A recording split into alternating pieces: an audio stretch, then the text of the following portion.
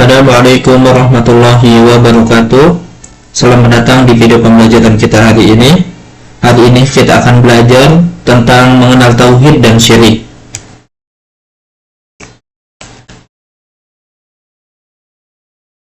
Apa itu tauhid? Tauhid adalah ifradullah subhanahu bima yakhtassu bihi minal rububiyyah wal uluhiyyah wal asma' was sifat.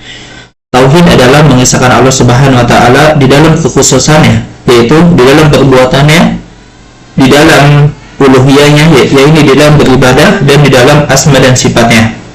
Maksudnya adalah meyakini hal itu dan melaksanakan tuntutannya, baik dalam ucapan maupun perbuatan. Jadi mengisahkan Allah adalah cakupannya sangat luas, yakni dengan hati dan anggota tubuh yang zahir, dengan keyakinan, ucapan maupun perbuatan. Kemudian dari definisi di atas, tauhid terbagi menjadi 3 bagian.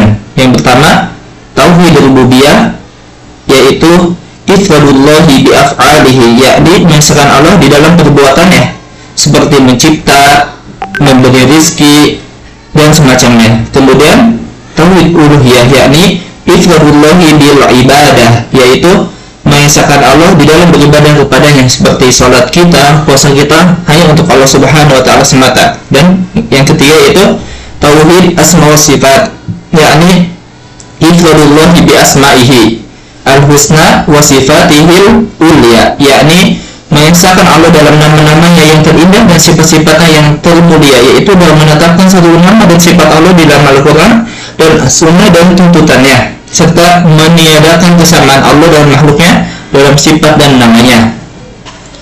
Kemudian setelah kita mengetahui apa itu tauhid, kita langsung ke dalam pembahasan syirik. Apa itu syirik? Syirik terbagi menjadi 2 macam, yakni ada syirik besar dan syirik kecil. Syirik besar adalah menyamakan selain Allah dalam kekhususan, yakni di dalam rububiyahnya, uluhiyah, dan asma dan sifatnya. Contoh, berdoa kepada mayit, atau beribadah atau meminta tolong pada selain Allah, dan yang semacamnya. Kemudian syirik kecil adalah segala yang dilarang dalam syariat, sedangkan dalam nas disebut dengan nama syirik, dan menjadi sarana menghantarkan kepada kesyirikan yang besar. Contohnya adalah memakai jimat dan benda-benda sepele yang lainnya yang dibacakan mantra dan semacamnya. Kemudian apa perbedaan antara syirik besar dan syirik kecil? Perbedaannya itu bisa ditinjau dari beberapa tinjauan. Yang pertama, ditinjau dari diampuni atau tidaknya. Pelaku syirik akbar tidak diampuni oleh Allah kecuali jika ia bertaubat sebelum meninggalnya. Adapun syirik kecil, ulama berselisih pendapat. Maka sedangkan jika pelakunya meninggal tidak bertaubat, jumhur ulama berpendapat bahwa pelakunya tergantung pada kehendak Allah. Sedangkan sebagian ulama berpendapat bahwa pelakunya tidak diampuni, dan seandainya harus diajak maka dia tidak akan kekal di dalam neraka. Kemudian ditinjau dari menggugurkan amal atau tidaknya. Syirik akbar menggugurkan seluruh amal soleh pelakunya, sedangkan syirik kecil hanya menggugurkan amal yang menyertainya saja. Yang ketiga, mengeluarkan dari Islam atau tidak ya. Syirik besar bisa mengeluarkan pelakunya dari Islam, sedangkan syirik kecil tidak. Yang keempat, kekal di neraka atau tidaknya. Jika pelaku syirik akbar meninggal dunia tanpa bertobat, maka ia kekal di neraka selama-lamanya, sedangkan syirik kecil tidak. Dan itu adalah status dosanya.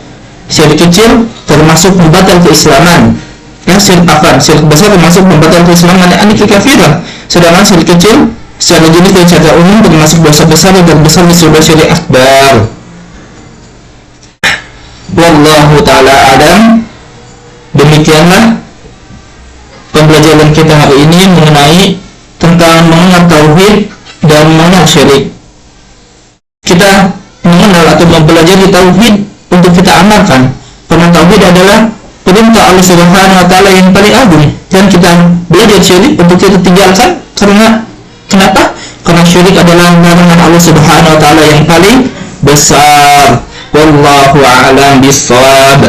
Demikianlah pembelajaran yang dapat kita sampaikan. Semoga kita dapat mengambil pelajaran darinya. Wassalamualaikum warahmatullahi wabarakatuh.